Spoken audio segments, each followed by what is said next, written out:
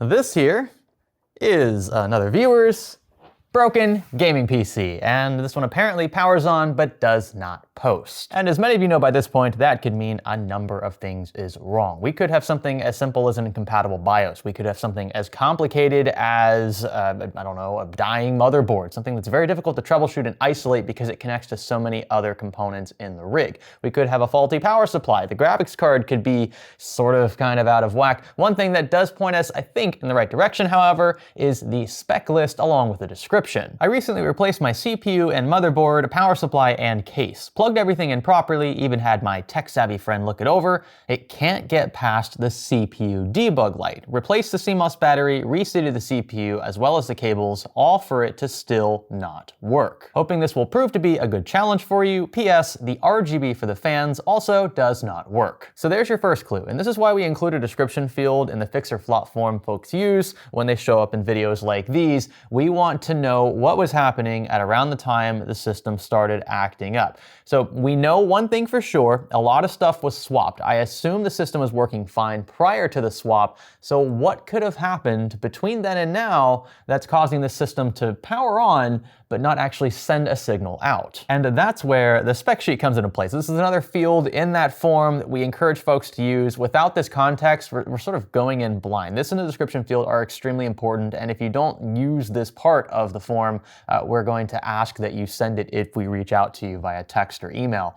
So he said that his system currently has in it a B450 Elite motherboard from Gigabyte, a Ryzen 7 5700X, and 16 gigs of DDR4. There's a GTX 1660 Super in here, a 750 watt power supply, and some storage drives as well. But where I get hung up is on the first two lines, and many of you probably caught this as well, a B450 chipset board paired with a 5700X. Now, the pairing on paper itself, there's really nothing wrong with. I would do something very similar to this. I love B-series chipsets, especially on Ryzen's side. You can save a lot of money, and you're not really losing a ton in the way of performance or features for the most part. But a B450 chipset is fairly old, and depending on this specific revision, it may not have the necessary BIOS needed to run a much newer Ryzen CPU.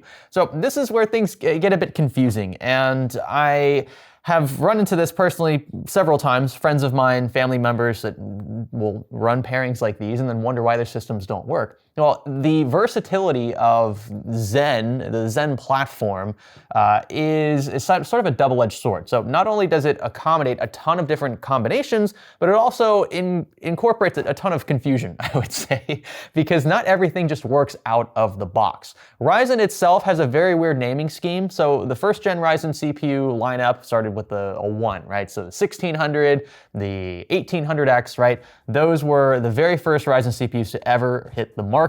And then we had Zen Plus, which is not Zen 2. Zen Plus is the 2000 series Ryzen CPUs. Zen 2 was the 3000 series Ryzen CPUs. We skipped 4000 for the most part and went straight to Zen 3 for the 5000 series CPU. So we have a Zen 3 CPU paired with an older B450 chipset. I'm willing to bet this board doesn't have the supported BIOS. And if that is the case, this should make for a very quick fix. Just don't peek at the video length, that sometimes gives it away. I hope you will stay with me.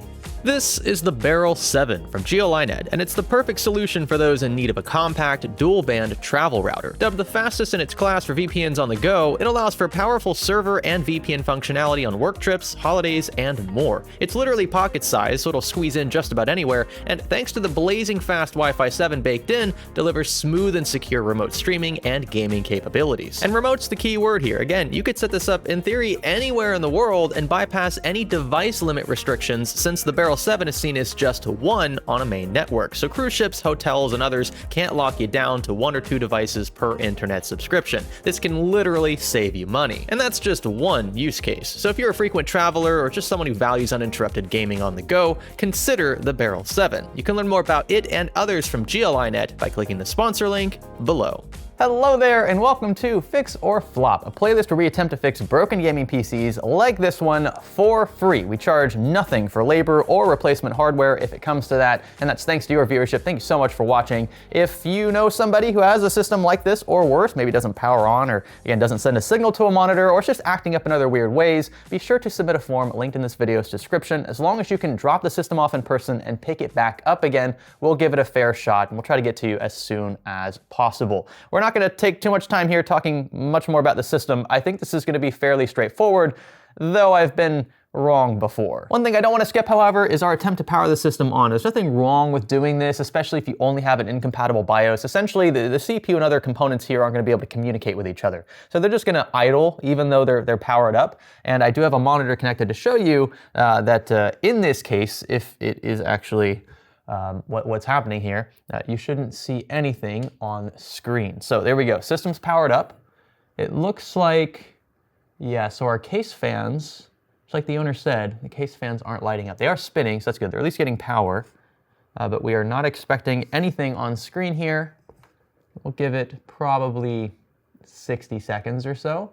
I believe this motherboard also has a set of debug LEDs. We should see that the CPU debug light is illuminated, again with no post. And sure enough, we've got nothing. Now this debug LED is actually super helpful in this situation here. It's telling us that there's an issue with the CPU. Now, you might think that, oh, well, maybe my CPU's dead. The owner tried reseating the chip because he saw this debug light. I don't blame him there. If you don't know that these are just natively incompatible with each other, the chip and the board, then that might be your first assumption. Apart from maybe checking all of your power cables. But what this I think is telling us is that the board has no way to communicate with the CPU, and because of that has no way of verifying it's even working. The million-dollar question then, how on earth do we update the BIOS for a board mated to an incompatible CPU, even though said chip slots perfectly into this board via the socket? You would think things should just, start up like normal. All the pins are making contact. What's the big deal? But a lot of the microarchitecture in these CPUs is different from generation to generation, as you might expect. Just the overall process sometimes is very different. And so this board has no way to communicate with a chip. And because of that, we can't navigate into the BIOS to update said BIOS the normal way. There are a few workarounds, however. Many newer motherboards have a feature that allows them to update their BIOSes without compatible CPUs installed. In fact, you could do this without powering the system on at all and without any CPU in the socket. This is super convenient for folks in this exact situation here, where they pair usually a newer CPU with an older architecture motherboard.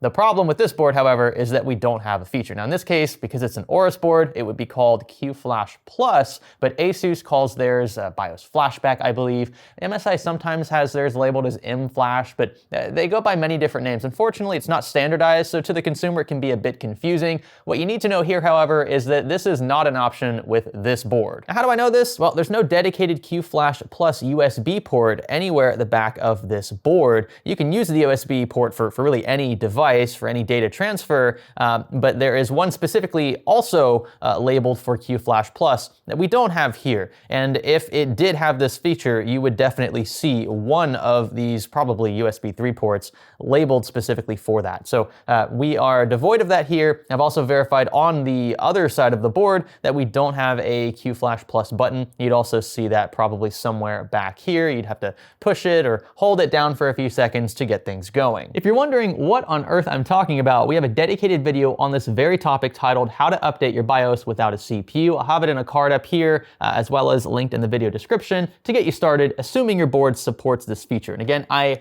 seriously hate the fact that every motherboard vendor has chosen to name this something different. It makes it so jarring for the average consumer to search for this feature if it's called something different from board to board. But because this is a Gigabyte Aorus board, I can tell you it's going to be called Q-Flash Plus if you have it. Since we don't have this feature here, we have to resort to something a bit more extreme. Believe it or not, AMD themselves have an option for you. This is still running to this day. I was actually curious. I wanted to look this up. They still support AM4 dummy shipments. And what I mean by that is you can actually apply to have a dummy CPU from AMD shipped to your door that you can install temporarily to load into your BIOS and then update it from there to get it compatible with the newer, intended CPU for your system.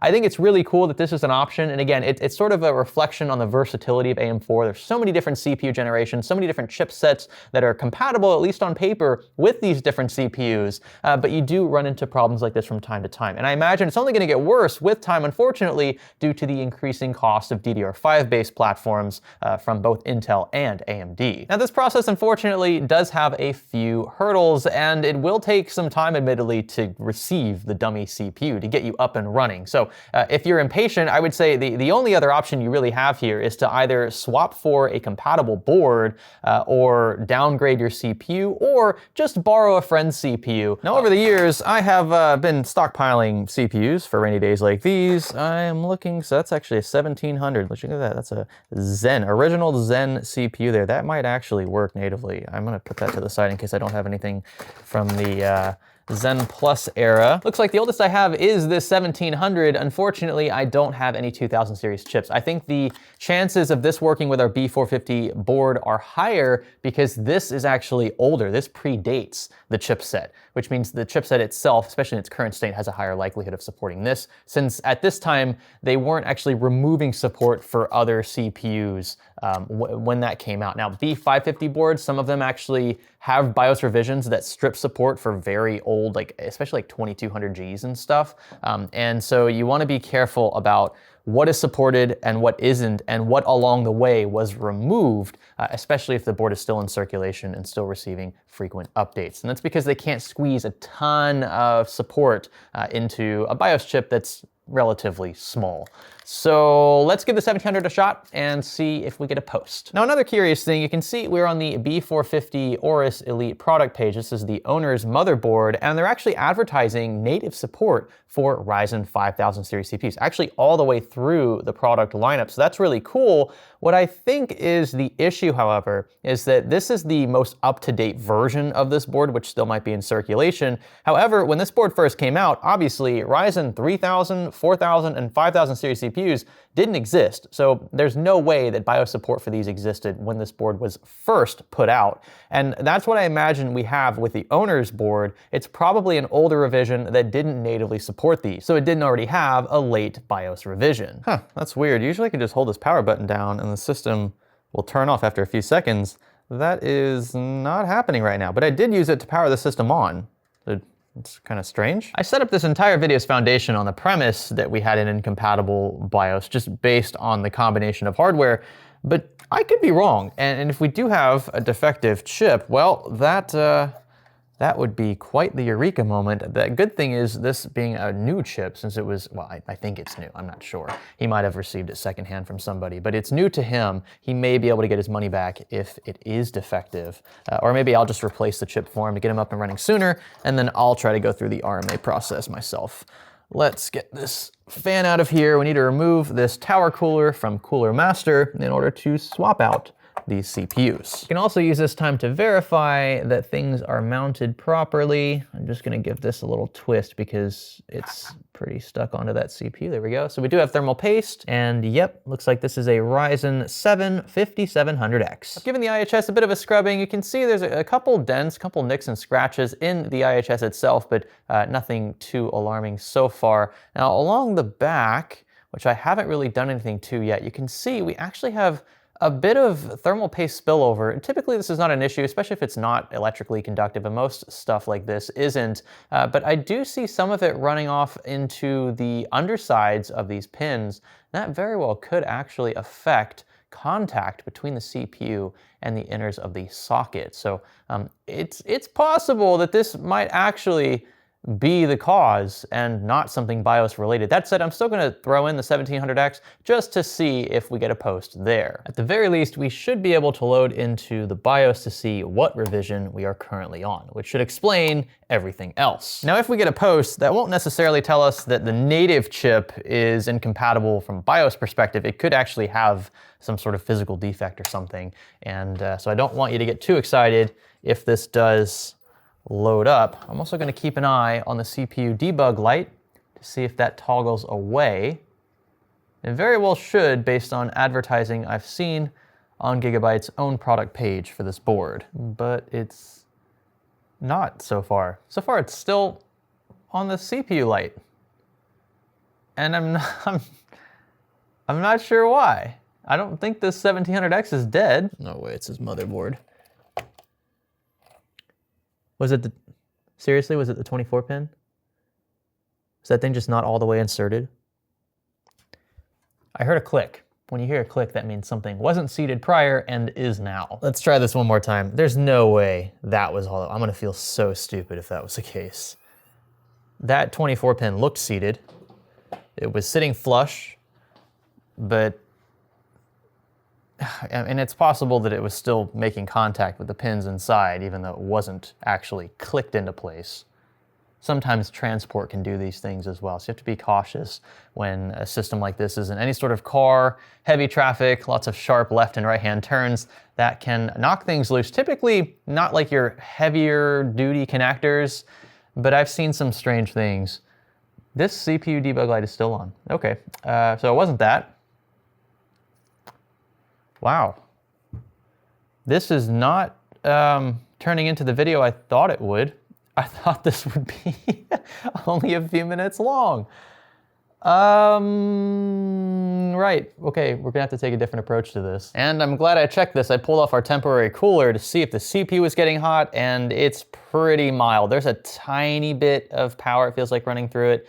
But at idle, this thing should be way hotter than it is. I wonder if we can stunt it by removing DRAM. Let's see if we can get the DRAM light to pop up. And if that is the case, it's possible we have an issue between the two. So we're gonna watch these lights again down here. I'm gonna go ahead and power the system up. You can see the debug light for the CPU illuminates immediately. And it just sort of stays there. This check should only be a few seconds long at most. It's just not liking any CPU from the looks of it that we install.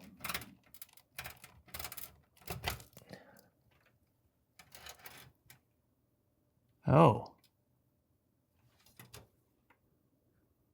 Yeah, that doesn't look good.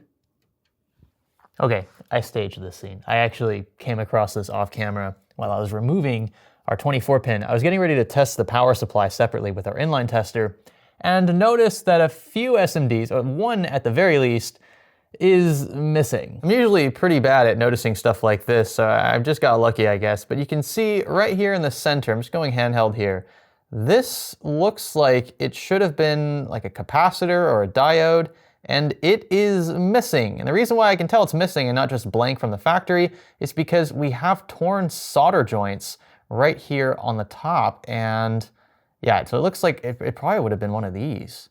It's possible it would have been this SMD here, something similar, and it just clean ripped off. I'm not sure how, maybe from another cooler, maybe from a DRAM install, but yeah, this is missing. And while we've proven that it is possible to run motherboards long-term in stable, harsh environments with missing SMDs in certain locations, preferably around headers that aren't being utilized, the location of this missing capacitor, I'm just gonna call it a capacitor, what would have been there, puts us in a bit of a precarious position. See, this location is close to the graphics card, the PCIe slot. It's close to DRAM. It's close to the CPU, pretty much right in the middle. Now, obviously, board level repair for this stuff does exist, and if I had the right tooling and frankly know-how, I could probably get it done, but I don't even know what went here. So assuming this is a capacitor, what kind of capacitor? And we also have to assume that this is the only location for damage. Let's say these two larger pads off to the left also have something missing here. I'd have to go back and reference photos and try to figure out exactly what SMD went here and potentially other places that I'm not aware of yet. It's just a lot of work. Frankly, I'd rather just swap the board out. It's quicker, it's easier for me, and I know it's gonna get the job done. It used to be we could reach out to a brand like Gigabyte and ask for 5+ motherboards for the Fix or Flop playlist, and they would happily oblige in exchange for exposure. It's something we sometimes refer to as product placement, but this is a very organic way for a brand to help out. This will literally get a system back up and running, I expect, based on the symptoms we've seen. And over the years, this has been a great working relationship. Now, I have nothing bad to say necessarily about Gigabyte. This isn't intended to be a rant or anything, and it's a sort of off-the-cuff conversation that you could skip through if you don't want to hear. But I will say that working with Gigabyte, having them send out boards, I think they've sent probably close to a dozen. It was super helpful. That saved me over $1,000 personally. AMD even sent out some CPUs for this playlist, I think some 5500s. That was super helpful, especially when folks had like dead or dying 3600s or 3400Gs or whatever. Something that wasn't necessarily a downgrade, but that could get rigs back up and running quickly. It was a great way for the industry as a whole, I think, to help folks out, help their PCs. And unfortunately, over the last couple of years, it seems like the turnover rates at these brands has just been absolutely crazy, through the roof. I just can't keep up with how many folks are moving in and out of these marketing positions. By the time we establish a working relationship with somebody, they're out the door, or they're relocated, or they're completely out of the industry entirely. And I just wish things were more stable. So I've decided I just don't want to put up with it anymore. I don't like having to prove that I'm a proven concept. I don't really think that should be my job anymore, especially when I have more important things to worry about. And so I just buy these now. I spent 120 bucks on several of these like Gaming XV2 boards. I buy them because they're cheap and effective, and they typically have decent feature sets for the money. And so yeah, I can't say that Gigabyte's sending these anymore, but I still go with these Gigabyte boards because they've worked so far. I know folks are very like polarized to certain motherboard brands, but when you're in a situation where your board doesn't exactly work, I think you'll take any board that works over one that doesn't, especially if you don't have to pay for it. It just so happens that this owner has a Gigabyte board already installed, and we're just gonna give him a bit of an upgrade with a B550 chipset this time around. So here we go with a swap in 3, 2, 1. Looking good. You can see I've neatly cleaned off the underside of the CPU. So now we've just a few additional connections to hopefully get this system back up and running. As for these two storage drives that were in his original board, they were slotted all the way into their M.2 slots correctly, but they were actually secured with electrical tape, which I suppose isn't the worst thing in the world.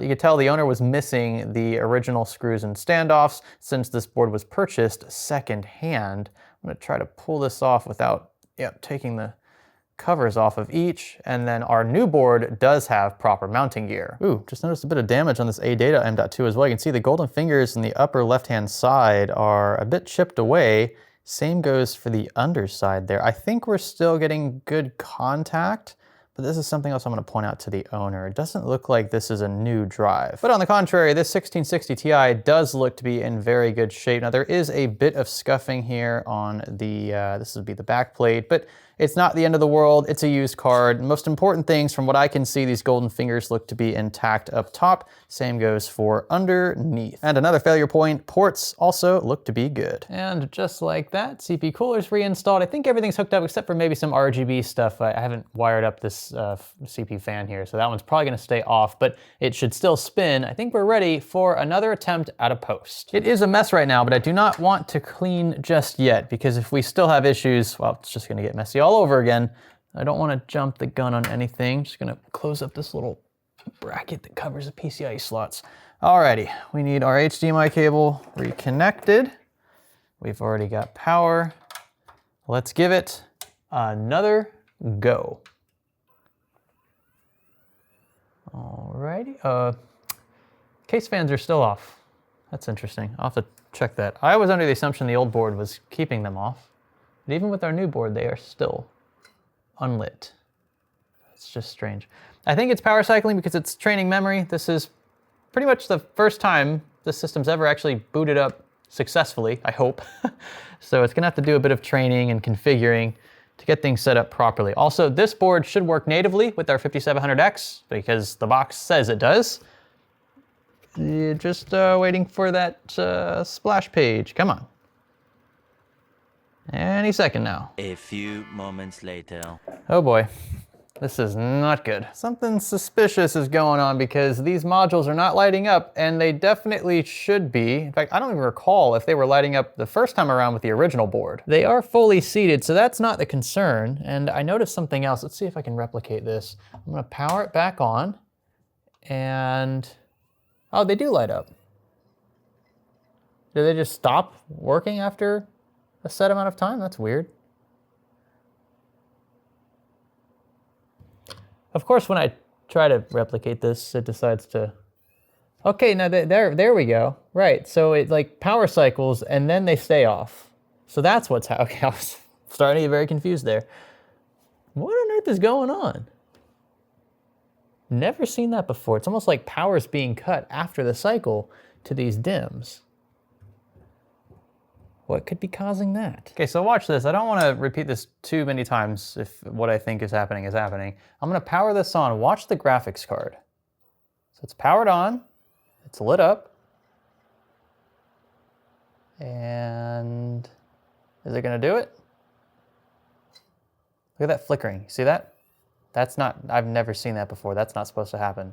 And then you can see our DIMM on the top right stays off. Graphics card stays lit, fans are spinning, but this behavior is not normal. Do we have a bad power supply? I am suspicious. Let's see, it's powered on. Nope. Okay, things look to be all right on this front. This could be worst case scenario then. Possibly a defective graphics card.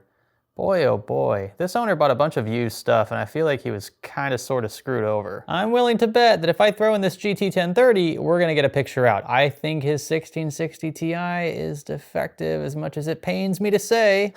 Wow, this video has taken so many turns. Turns I was not expecting. I'm gonna leave one DIMM in. I don't really think it matters at this point.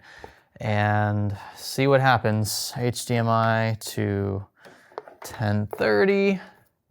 Let's see if we get the same behavior as before as well. The only other variable that we haven't isolated is the CPU. We weren't able to isolate it effectively earlier, I think on the back of this physically damaged motherboard, but it's possible that's still a problem. And this is where it gets very convoluted. If you have multiple issues with a system, it becomes very difficult to troubleshoot properly. Okay, here we go. Attempt number 4000.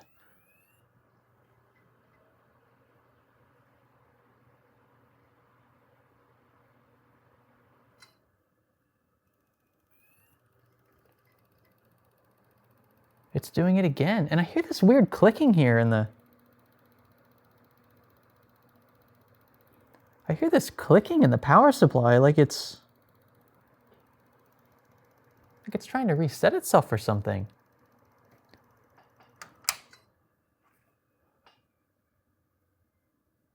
Is this an issue where my inline tester is not going to show me there's a problem because the power supply is not under any load, but the moment it tries to go under some decent load to get the system booted up properly, it starts acting up?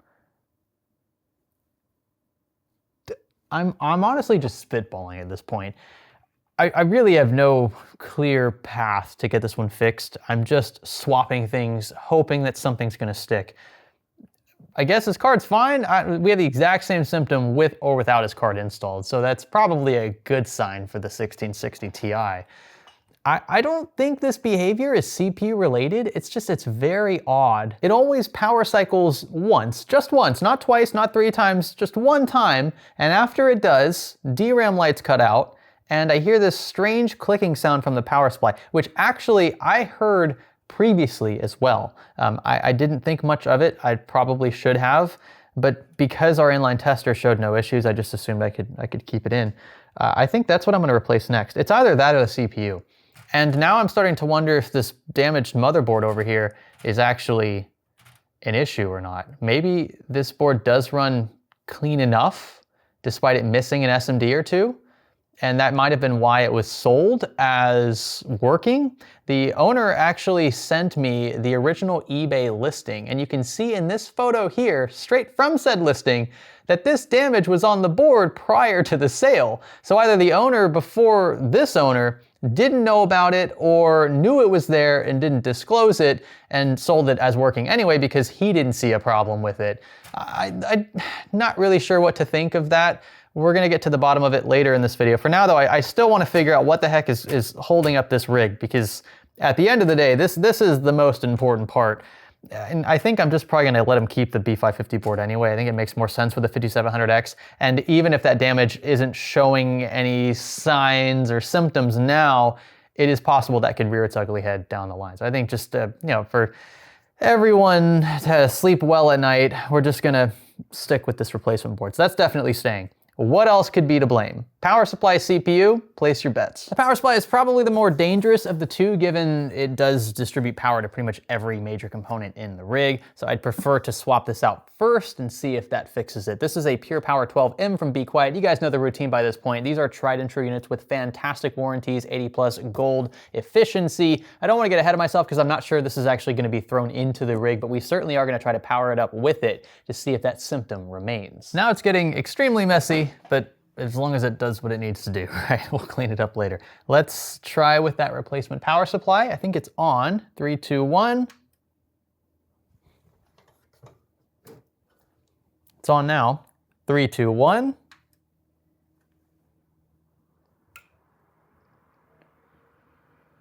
Okay, so far so good.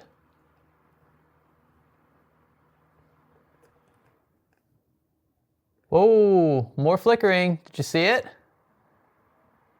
Something is going on. What on earth is going on? There's no way this replacement board is the problem. And I'm just having difficulty believing it's the CPU. We didn't isolate RAM yet.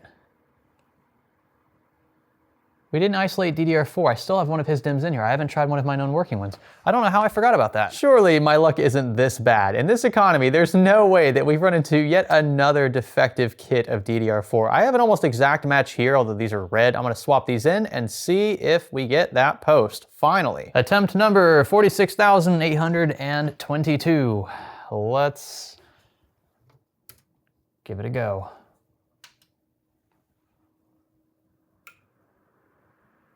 Okay, so far so good.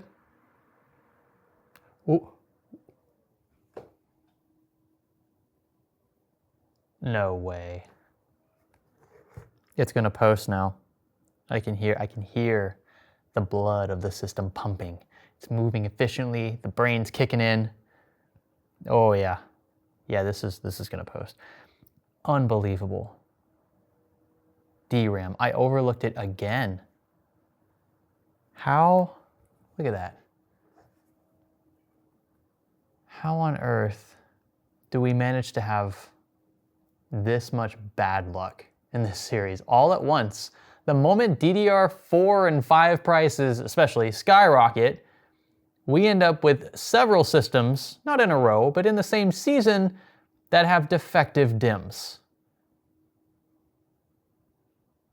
I'm kind of sort of in disbelief. Now I'm curious which of these original DIMMs is bad. I'm assuming the one we've been rocking this entire time. That's the one that's always stayed in the system, even where I moved the second one. This one has been out for a while. So let's try just that one to see if we have a single dead DIMM or two. If we have two, I mean, the odds of that are just astronomically low in my experience. Come on, at least one of these. At least one of these needs to work. I think this one might be it. Let's see if we can still get a post. What's crazy too is yeah, look at that. The case fan LEDs light up as well. But with the defective DIMM, the fans don't light up anymore. Immediately a post. That's nuts. This DIMM is also defective. I know, so many of you are gonna beat me up over this. I don't really have an excuse. I was literally the one preaching here, comparing both DIMMs to make sure that physically they look intact. But as you can see, off to the left of each DIMM here, one has an SMD and the other does not. In fact, on the opposite side, so here is where we have that one missing SMD, but on the flip side, it looks like both DIMMs are missing an SMD in the same spot. Seriously, where has this stuff come? There's no way this is a new kit. This has to be used as well. And through our macro lens, you can see that there is an intact SMD. And here on this one, it is missing. But again, on the flip side, we have two more missing SMDs. From the looks, yeah, that's definitely ripped off. That is not a factory look, at least it shouldn't be. And we could probably cross-reference this with stock photos online. I'm sure somebody already has. I'll try to do that in the editing process. But I can say with near certainty, this should not be here. Actually, well, there should be something here, and it looks like it's missing. Absolutely crazy turn of events in a video that I thought would only be a few minutes long. Here I am eating my own words. I'm not gonna put either of these DIMMs back in his system. Obviously the one with 2 missing SMDs is not going back in, but even though we get a post with the other one, the fact that I suspect we still have a missing SMD on this board tells me that it's probably not gonna last very long, or at least won't hold the frequencies that it should, given this BIOS is fresh, it's brand new with the new components attached. It's just running the base 2133 frequency right now. I imagine if we try to stress that a bit, we'll start to see instability. I'm not gonna put either in, I'm just gonna swap it with my known working red kit of Ballistics DDR4. It's not RGB, but at this point, I don't think the owner is really gonna care because he's got a lot on his plate. He's gonna have to try something with this older board. He purchased it from eBay, and again, the fact that the damage is disclosed more or less in the photos tells me that he probably has a good chance of getting it back. It's not like the seller could argue that the owner damaged it. I mean, it's in the seller's own photos, and then pretty much the same thing replicated on the DRAM side. I've already got the replacement board in here. Like I said, that's gonna stay. He's getting a replacement kit of RAM. That's already 2 components, and one of those components, or the set, I should say, is fairly expensive nowadays. If anything else is wrong with this rig, I'm gonna have to stop it here. I'll diagnose the issue and let the owner know what else he needs to replace on his own. But at this point, I've already thrown so many resources into this rig that this is where I'm gonna have to call it in terms of component replacement. So we're gonna start adding components piece by piece back to this rig. I think his power supply is probably okay. His graphics card is probably okay as well. But I just wanted to throw that little disclosure out there. If we find something else defective, I can't just toss something else in. I've already devoted too much hardware to this rig, and I've got plenty more in the queue. So here we go. Yes, it's convoluted. The original 1660 Ti back in the rig. Will it post? Sounds like the answer to that question is yes. Oh, there we go. We have a post. Okay, his 1660 Ti is okay. Can the same be said for the original MSI power supply? Phew, would you look at that? Another successful post. I'm gonna go ahead and do some basic things for the owner, including configuring his boot devices. I think we can, I thought that XMP was enabled. What on earth is going on here? Oh, okay, there we go. So yeah, we've got XMP enabled now, so that's DDR4 3000, and it does look like he has a Windows boot device, so that's gonna be a Neo Forza. That's a P3, is that crucial? Maybe that's crucial, I'm not sure. And we could also tweak his fan curves a tad since they're a bit liberal as is. We could just use Smart Fan for that. I always like to aim for something like this here, where it's a sort of gradual curve upward. This, in my experience, should keep your system nice and quiet for the majority of its workloads. Although I will say, judging by how long it's taking the system to actually boot up for the first time again, it does have to reconfigure devices because I'm assuming this boot drive's coming from a different machine. It's possible Windows may be on his hard drive, which I'll talk to him about. He shouldn't do that because he has a lot faster drives in here, but it's not a huge deal right now. It's not like critical for the system, although some might argue it is, and we at least have it back up and running again. One thing I try to recommend anytime I suspect a drive is being migrated from an older machine to a newer one, especially in the case of an Intel to AMD swap or vice versa, I recommend that you just start from scratch. Download or save on a different drive or something your important files, and then start with a fresh, clean Windows install that give you the best performance. You won't have conflicting driver issues. Yes, even though Windows says that all of your drivers have been updated to the correct ones, there are almost always, in my experience, remnants of old conflicting drivers still around that can and do cause performance issues, especially in games. So that's why I generally just say, start fresh, it can't hurt anyway, you'll have a much snappier OS with fewer files, and you can go from there. That said, at least on the PC side, we are consistently loading into Windows. Everything is working properly, along with the replacement hardware, that being the kit of RAM and the swapped motherboard. So we can call this one a wrap and move on to our final question mark, this board over here. Does this still work? Let's try this again with our 1700X and this time a known working kit of DDR4. I honestly have no vested interest in whether or not this works. I don't really care because of the physical damage and again the uncertainty for the future. I don't want this to go back into the owner's rig for risk of some other symptom popping up later, and I would feel to blame for that. So I'm just being proactive. That said, the owner is going to attempt to return this board to the eBay seller.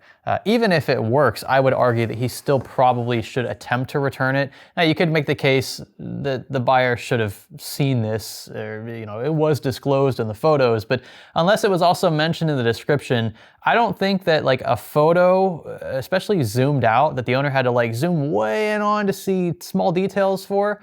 I don't think that that photo is technically disclosure in my book. If the seller knew about the damage, it should have been disclosed in writing. That's my take. I don't know if everyone's gonna agree with that, but that's why I think the owner is going to try to get his money back, especially now that he doesn't need it since he's got arguably a better board in his system now. So let's go ahead and connect to power. And then we are going to jump the power pins here. All right, now we don't have any fans or anything spinning. It's actually a fanless power supply as well, but we do have our debug LEDs. I can tell you right now it is set to the CPU, still set to the CPU, hasn't moved away yet. Yeah, this thing is still ice cold. I can feel the chip warming up slightly, but it should be pretty hot to the touch already after about 30 seconds of being on in my experience. And that's just not the case here. It feels like the CPU is not getting adequate power, and that may very well be on the back of these broken SMDs. It's just, I mean, I've thrown so much hardware at this. At this point, I'm willing to conclude, if the story's straight, that the owner was scammed with this board. This was not, there's no way that this was working in its current state when the seller on eBay listed it. I think this was a blatant lie. Based on what I can see here, the CPU debug LED is still illuminated. So the exact same symptom as before. Wow, I really thought this board would pull through. What a doozy this one has been. Going into this video, assuming we just have to update a BIOS in order to get things rolling, and concluding with several defective components in the system, preventing it from posting. Absolutely insane. Strange behaviors with power to the point where I even question the power supply. It's bizarre. I mean, and the fact that this is now, what, the third or fourth kit of defective memory that we've come across in this season alone on the back of things escalating in price like crazy. Almost like there's some sort of trigger, or, you know, like these memory manufacturers like, all right, kill all the old RAM right now so that we can start charging crazy sums of money for the new stuff. Just bizarre. I'm glad the system's working again, and I do hope that the owner is going to have some reprieve, is that the right word? For the defective stuff. I think he's going to be able to get his money back for the motherboard. I think the eBay buyer protection guarantee will kick in. More than likely it will. In my experience, it usually covers the buyer more so than the seller. And in Amazon's case, I think that's going to be a straightforward slam dunk refund. So he'll probably get his money back for the stuff that's actually broken in here. And you're probably wondering, well, Greg, why even bother replacing stuff if he can just get refunds? Well, I don't want him to be without a gaming PC any longer than he already has. He's already made the long drive out here. He's waited a few days for us to even respond to him because there's so many inquiries in the queue, and I'd rather lose a few components to get him where he needs to be ahead of time. This gives him peace of mind. You know, I've seen stuff with my own eyes functioning in the office, and I'm confident he'll be issue-free moving forward. By the way, a little side note, you probably noticed that I actually got this CPU cooler fan to sync up with the case fans, and I actually daisy chained those all together. So they're all addressable cables, and tying that in actually allows the motherboard now to control all of the fans in unison, so it's all synced up. The only exception is this graphics card, and that's going to require software, unfortunately, to tweak. And then what else did I do? I did something else I wanted to point out. I can't remember what I did. I'll probably think of it after I stop filming. Anyway, thank you so much for your patience, and if you're interested in this one, if you thought it was an enjoyable one, be sure to let me know in the comment section below. Give this one a thumbs up, subscribe, and the usual stuff. Thank you so much for your continued support. Just clicking on these videos means a whole lot, not only to me, but the folks whose systems we attempt to repair in this series. It's been awesome having the impact that we've had in our little local Central Florida community, and I only hope that we can scale things up from here. I'm not wishing ill will on PCs, obviously, but I am hoping that we can make more of an impact on the gaming community, especially now as things begin to get more and more expensive. My name is Greg. Thanks for learning with me.